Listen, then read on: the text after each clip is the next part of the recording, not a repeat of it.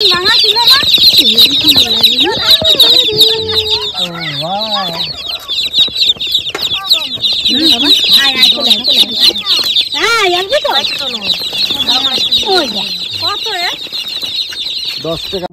Friends, welcome back to my channel Puja Chowdhury official. তোমরা সকলে কেমন আছো? আশা করি ভালো আছো। তো দেখো, প্রচণ্ড রোদ পড়েছে আর প্রচণ্ড গরম পড়েছে।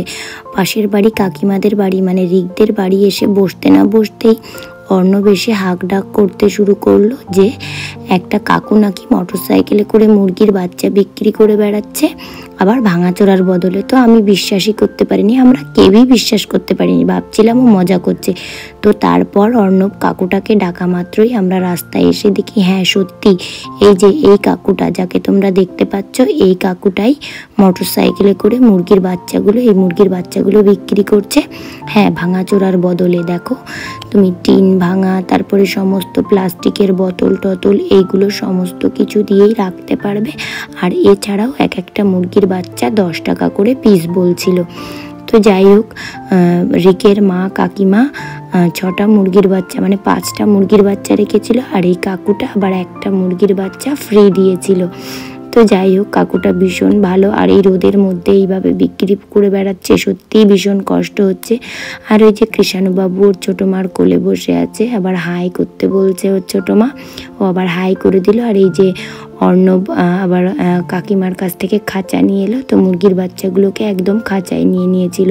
তো দেখো কি কিউট, ভীষণ সুন্দর বাচ্চাগুলো।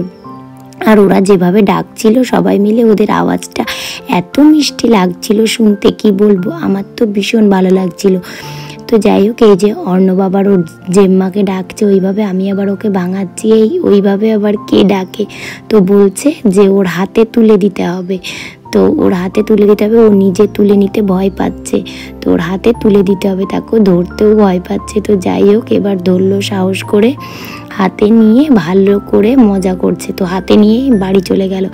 আর ওই যে মোটরসাইকেলে করে দাদা আসছে, আর আমি ওকে দাঁড় করালাম, চ মুরগির বাচ্চা নিবি, তোকে কিনে দিচ্ছি। তো বলছে না, আয় তোকে আমি কিনে দিচ্ছি।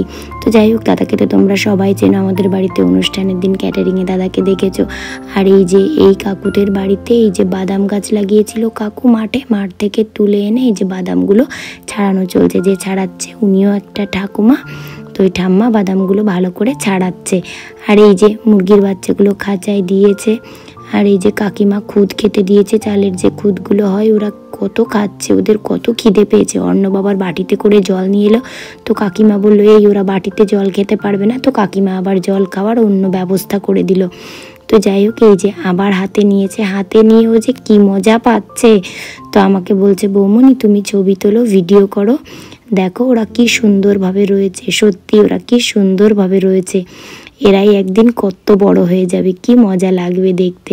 তো যাই হোক, এই যে ঝুমবুড়ি দাঁড়িয়ে আছে, ওদের এখন এই মুরগির বাচ্চাগুলো নিয়েই ধ্যান জ্ঞান। আর এই যে কৃষাণুবাবু তো ছোটো মার কোল থেকে নামছেই না, উনি বসে বসে শুধু মজা নেবে। আর এই যে আমি গরমের মধ্যে দিদির যা হোক তা হোক একটা নাইটি পরে চলে এসেছি কাকিমাদের বাড়ি। এসে কি করব গরমে বুঝতে পারছি না। ও আবার মুরগির বাচ্চাগুলোকে অর্ণব হাওয়া দিচ্ছে, অর্ণবের আবার হাত ব্যথা হয়ে গেছে বলে ঝুমবুড়ি দিচ্ছে, ওরা কি করবে বুঝতেই পারছে না। আর এই যে তারপর আমি চলে এসেছি এই বাড়ির এই যে কাকিমাদের ঠাকুর ঘরে। তো দেখো এই বাড়ির যিনি ঠাম্মাই পুজো দিচ্ছিল। তো দেখো ঠাম্মাকে, যখন আমার সময় যায় তখন ওদের কাছে আসি। তো দেখো ঠাম্মার এখন বয়স হয়েছে, এই যে ভগবানের নাম নেয় সব সময়, আর ভগবানের নাম নিতেই কান্নাকাটি করে, খুব ঠাকুর ভক্ত ওনারা। আর ওনার যিনি হাজবেন্ড দাদু, তো দেখো দাদুরও কিন্তু 100 ছুঁই বয়স। এই যে দাদুকে দেখো, দাদু এখানে শুয়ে আছে। তো দেখো দাদু শুয়ে আছে, দাদুর 100 ছুঁই বয়স, খুব ভালো ওনারা, ভীষণ ঠাকুর ভক্ত। তো যাই হোক, এই যে দেখো কাকিমা বস্তা থেকে এই যে বাদামগুলো বার করছে, এখনো বার করেই যাচ্ছে, এখনো অনেক বস্তা এই যে বাদাম রয়েছে, কি করবে জানি না, এগুলোকে রোদে দিচ্ছে, এগুলো আবার ছাড়াবে, মানে কখন কি করবে আমি তাও জানি না, বুঝতেই পারছি না যে কিভাবে করবে। তো তাই ওইসব কথাবার্তা আলোচনা করতে করতে আমি এবার যেতে হবে আমাকে বাড়ি, কেননা স্নান করে গোপু সোনাকে আবার একাদশীর পুজো ফল টল দিয়ে অনেক কিছু বাকি আছে। তো যাই হোক আমাকে তাড়াতাড়ি বাড়ি যেতে হবে, দিয়ে বিকালে আবার বেরোনোও আছে। সেই জন্য আমি চলে গেছিলাম বাড়িতে। এবার যে কাকুটা আমাকে নিয়ে যায় টোটো করে সব সময়, সেই কাকুটা নেই, ভাড়ায় গেছিলো, তাই আমি একা একাই ছাতা মাথায় দিয়ে হাঁটতে শুরু করলাম। তো এই যে আমি বাড়ি পৌঁছে গেছিলাম। এখন তাড়াতাড়ি ভাবছি কী দিয়ে কী করবো, গল্পে বসলে আর উঠতেও ইচ্ছা করে না। তো ফ্রেন্ডস, শ্বশুরবাড়ি থেকে এখন বাড়িতে চলে এসেছি। তো এবার স্নান করে ফ্রেশ হয়ে তারপর যাব কৃষ্ণনগর। চলো স্নান করে ফ্রেশ হয়ে একবারে বেরোনোর সময় দেখা হচ্ছে। আর আজ যেহেতু একাদশী, প্রচণ্ড দুর্বল লাগছে, আর যা রোদ দিয়েছে তা বলার মতো নয়। তো ঠিক আছে, চলো স্নান করে ফ্রেশ হয়ে তোমাদের সঙ্গে আবার বেরোনোর পথে দেখা হচ্ছে। চলো দেখা। তো যাই হোক দেখো, এই যে রেডি হয়ে নিয়েছি, তাড়াহুড়ো করে রেডি হয়েছি। রেডি হয়ে এবার গাড়ি চলে এসেছে, তাড়াতাড়ি আমাদেরকে যেতে হবে, আমাকে ডাকছে। তো দেখো এই যে আমরা পৌঁছে গেছিলাম, কিন্তু কোথায় পৌঁছে গেছিলাম সেটা তোমাদের এখনও জানানো হয়নি। হ্যাঁ, আমরা মাদারসাটে চলে এসেছিলাম। আজকে আমাদের মিটিংটা মাদারসাটেই ছিল। আজকে একাদশী, শরীরটা তো একদম ভালো নেই, মনে হচ্ছে মাথাটাও ভীষণ ঘোরাচ্ছিল। আর একাদশীর দিন যতই চেষ্টা করি চুপচাপ বাড়ি বসে থাকবো, কিন্তু হয় না। ওদিকে গুপু সোনাকে রেডি করিয়ে খাবার দিয়ে তারপর আমাকে আসতে হয়েছে, বাকিটা মা সামলে নেবে। তো যাই হোক, এই যে আমরা তো তাড়াতাড়ি এলাম, এসে দেখি এখনও দুজন আসেনি। তো আমরা ভয় পেয়ে গেছিলাম আমাদেরই বোধহয় লেট হয়ে গেল। তো যাই হোক, দুজন যখন আসেনি আমরা একটু ঘুরে নিচ্ছিলাম ভালো করে। আমি বললাম যখন আসেনি শরীরটাও ভালো লাগছে না, তো চলো চারিদিকটা একবার ঘুরে নিই। প্রায়ই আসি, বলতে গেলে মাঝে মধ্যেই আসা হয় এখানে। তো তোমরা যারা মাদারসাটে এসেছো তারা তো জানো যে মাদারসাটের মানে এই সামনেটা বা জায়গাটা কতটা সুন্দর। তো যাই হোক দেখো, এখানে তো ভীষণ সুন্দর সুন্দর কিউট কিউট ছোট্ট ছোট্ট দোকানগুলো আছে, শাড়ির দোকান। আর এই যে ছোট্ট ছোট্ট মালা, কানের, সমস্ত কিছু ছোট বড় সব রকমই পাবে। ভীষণ সুন্দর, ভীষণ কিউট, আমার তো ভীষণ ভালো লাগে। তো যাই হোক আমরা এই যে ভিতরে যাব, সবাই চলে এসেছে। তো যাই হোক হাজব্যান্ড, আমি কিছুক্ষণ ভেতরে বসে থাকার পরে তারপর হাজব্যান্ডকে বললাম আমার শরীরটা ভালো লাগছে না, তুমি থাকো, আমাকে একটা বাইরে টেবিল করে দাও, শরীরটা ভীষণ খারাপ লাগছিল। আর যেহেতু একাদশীর দিন কিছু খায় না, যেদিন সব দিন খাই সেদিন খারাপ লাগে না। দেখবে যেদিন তুমি খাও না, কেউ শনিবার খায় না, কেউ বৃহস্পতিবার খায় না, কেউ বুধবার খায় না, কেউ সোমবার খায় না, যেদিন খায় না সেদিন কিন্তু মাছ মাংসের গন্ধে গা গোলায়, ভালো লাগে না। যেদিন খায় সেদিন কোনো ব্যাপার না, কিন্তু তো যাই হোক, তো আমি ওই জন্যই হাজব্যান্ড আমাকে বাইরে একটা টেবিল করে দিয়েছিল, আমি আর দাদা বাইরের টেবিলে বসেছিলাম। তো দেখো এখানে তো তোমরা যারা এসেছো তারা জানোই, আর যারা আসোনি তাদেরকে বলি, তোমরা তো জানো এখানে ক্যান্টিন থেকে টেবিল পর্যন্ত কিন্তু খাবার নিয়ে যায় রোবট অনন্যা।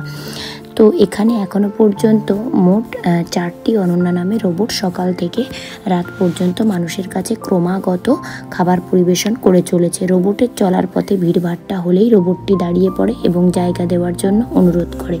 এবার আসি ওই রোবটটির নাম কেন অনন্যা রাখা হয়েছে। তো দেখো, আমি শুনেছি যখন প্রথম মাদারসাট তৈরি হয়েছিল তখন এখানে 3জন মহিলা কাজ করত। তো এক সময় 3জনের মধ্যে 2জন চলে যায় এবং একজন থেকে যায়, সেই একজনের নাম হলো অনন্যা। তো ওই অনন্যা দেবীকে সম্মান জানিয়ে রোবটগুলির নাম রাখা হয়েছে অনন্যা। তো দেখো এখানে আমি বাইরে বসে শরীরটা একটু ভালো লাগছিল, তো সেই জন্য একটু মোবাইল দাবাচ্ছিলাম। তো দেখো তো কিছুই তো খাওয়া যাবে না, তো সেই জন্য আমি কোল্ড কফি অর্ডার করেছিলাম। আর হাজব্যান্ড তো ভেতরে ছিল, ওকে ফোন করে একটু বাইরে আসতে বলছিলাম যে একটু খেয়ে নেবে। তো ওর জন্য আর দাদার জন্য আম পান্নার শরবত অর্ডার করেছিলাম, আর আমার জন্য অর্ডার দিয়েছিলাম কোল্ড কফি। তো যাই হোক তারপরে একটু জল খেয়ে নিয়েছিলাম। আর আমার যাতে শরীরটা একটু ভালো লাগে বলে দাদা এটা ওটা বলে আমাকে হাসাচ্ছিল। তো আমার এত পরিমাণে দাদা হাসাতে পারে, তো ভীষণ হাসি পাচ্ছিল। তো এই যে দেখো আমি বলছিলাম আজকে আমাদের আর স্পুনগুলো কাজে লাগবে না।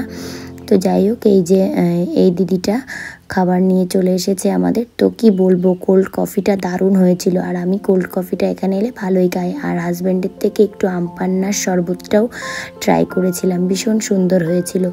আর কোল্ড কফিটা খেয়ে কি বলবো, শরীরটা এতটা ভালো লাগছিল, মনে হচ্ছিল সত্যি হয় না, না খাওয়া পেটে মানে বেশি কিছু খাওয়াও যায় না, কিন্তু হালকা কিছু খেলে শরীরটা ভালোই লাগে।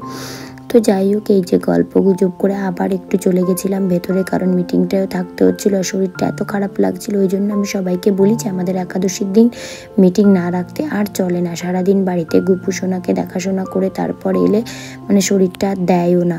তো যাই হোক, এই যে মিটিং কমপ্লিট। দাদা গাড়ি পার্কিং থেকে বার করতে করতে আমি এই যে বাইরে একটু ঘুরে নিচ্ছিলাম। অনেকটা রাত হয়ে গেছিলো, প্রায় 12টার মতো বেজে গেছিলো আমাদের বাড়ি পৌঁছাতে। তো যাই হোক, আমার আজকের ভিডিওটা তোমাদের কেমন লাগলো অবশ্যই আমাকে কমেন্ট করে জানিও। আর ভিডিওটা ভালো লাগলে লাইক, কমেন্ট, শেয়ার আর প্লিজ প্লিজ প্লিজ প্লিজ চ্যানেলটিকে সাবস্ক্রাইব করে দিও। সকলে ভালো থেকো, সুস্থ থেকো। দেখা হচ্ছে আগামীকাল আরও নতুন একটা ভিডিওর সঙ্গে। Tata, good night.